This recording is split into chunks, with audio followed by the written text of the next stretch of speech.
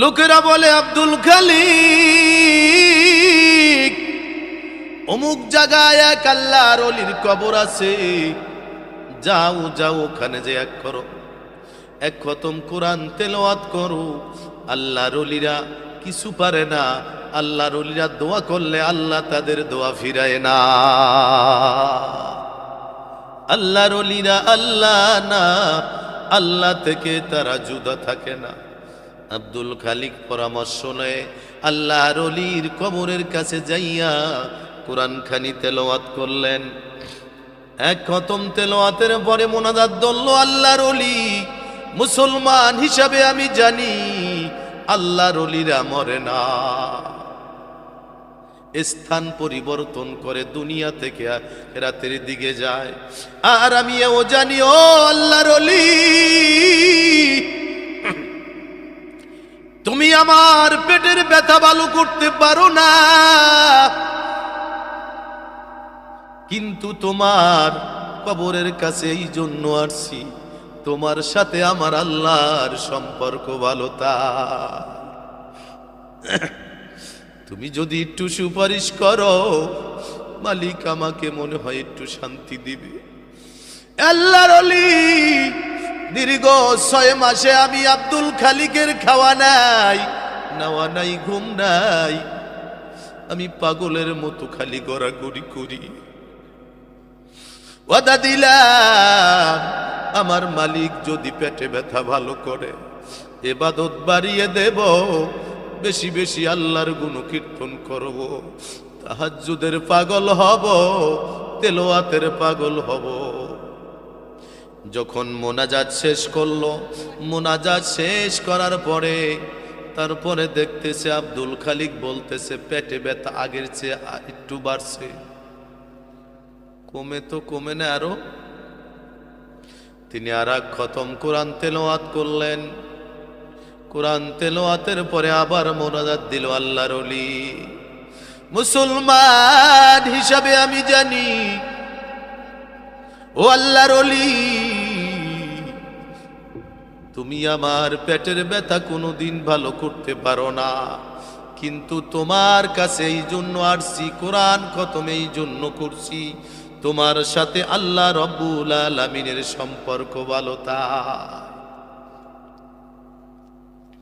পেটে ব্যথা যদি ভালো হয়, ওদা দিলাম আমলের পাগল হয়ে যাব, গুনাহ থেকে মুক্ত থাকব, সবসময় মালিককে নিয়ে থাকব, আর পেটের যন্ত্রণার সয় না। এই কথা বলিয়া যখন মোনাজাত ধরতেছিল, আব্দুল খালিক বলে, ও পৃথিবীর মানুষ, আমি দেখি আমার পেটের যন্ত্রণা আরো দ্বিগুণ বেড়ে গেছে, আমার কোনো হুঁশ নাই, জজবার হালত এসে গেছে, পাগলের মতো দৌড়াইছি জঙ্গলার ভিতরে, বড় একটা লাঠি আনিয়া আল্লাহর ওলির কবরের মাঝ বরাবর জোরে জোরে 1টা না 2টা না 3টা বাড়ি মারছি, আর বলছি এতদিন জানতাম আল্লাহর ওলিরা জীবিত, আজকে থেকে প্রমাণ হলো আল্লাহর ওলিরা মারা যায়। এই বলিয়া মেজাজ গরম বাড়ির দিকে রওনা দিলেন। আব্দুল খালিক বলে, পৃথিবীর মানুষ, আমি আব্দুল খালিকের দীর্ঘ 6 মাসের ভিতরে কোনো ঘুম ছিল না, আজকে হঠাৎ কেন জানি চোখ বুজে ঘুম এসে গেছে, আমি ঘুম পড়ে গেলাম, হঠাৎ দেখি পাহাড়ের চূড়া দিয়ে হাঁটতেছি, পিছন দিক থেকে কে যেন ডাক দিছে, আব্দুল খালিক 1 কদম সামনে দিতে পারবা না। আমি তাকায় দেখি সাদা জামা, সাদা পাগড়িওয়ালা একটা লোক আমারে ডাকতেছে। আমি দাঁড়িয়ে গেলাম, ওই লোকটা আসিয়া বলতেছে, আব্দুল খালিক কি করলি? এই বলিয়া নিজের জামাটা খুলিয়া পিঠটাকে সামনে আনিয়া বলে, দেখ 1টা না 2টা না 3টা বাড়ি আমার পিঠে দিয়েছ। আব্দুল খালিক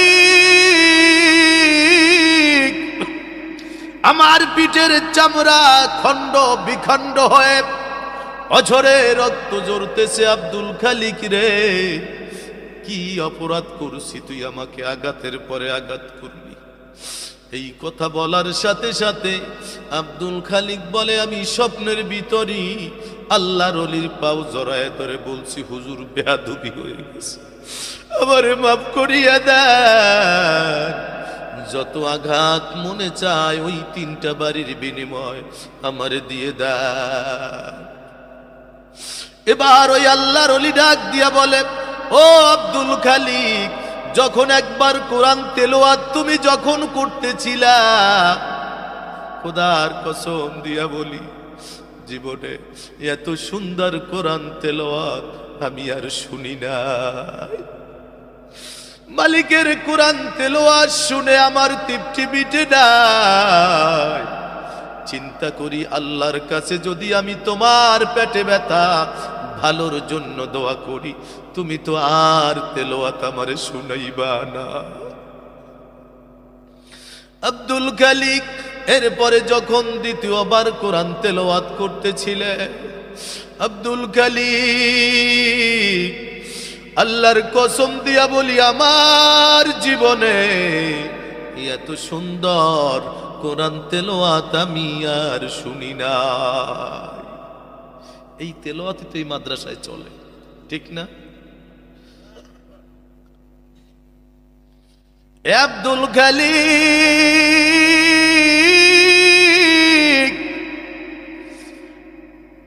আমি চিন্তা করলাম আসমানওয়ালার কাছে যদি আমি প্রেয়ার করি, প্রার্থনা করি, মালিক ভালো করে দাও ব্যথা, তুমি তো আর তেলাওয়াত করে শোনাবে না।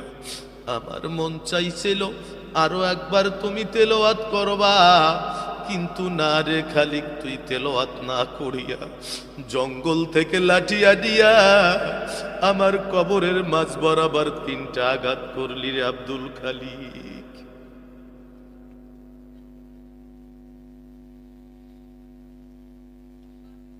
এরপরে বলে, হুজুর আমারে মাফ করে দেন। মাফ না করা পর্যন্ত আব্দুল খালিক আপনার পাও ছাড়বে না। এবার আল্লাহর ওলি ডাক দিয়া বলে, একটা ওয়াদার বিনিময় তোমার ক্ষমা আছে, অপরাধের মার্জনা আছে। কি ওয়াদা?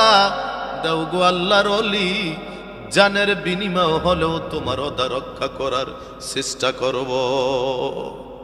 এ আব্দুল খালিক, ওয়াদা দে, প্রতি মাসে প্রতি আরবি মাসের 1ম তারিখে আমার কবরের কাছে আসবি, আর এই রকমের সুন্দর কোরআন তেলাওয়াত আমারে শোনাবি। আব্দুল খালিক চিৎকার মারিয়া বলে, আল্লাহর ওলি, ওয়াদা দিলাম রে, আমার আল্লাহ যতদিন আমারে বাঁচাইবে ততদিন আমি প্রতি আরবি মাসের 1ম তারিখে তোমার কাছে আসব, এক খতম তেলাওয়াত তোমাকে শোনাবো।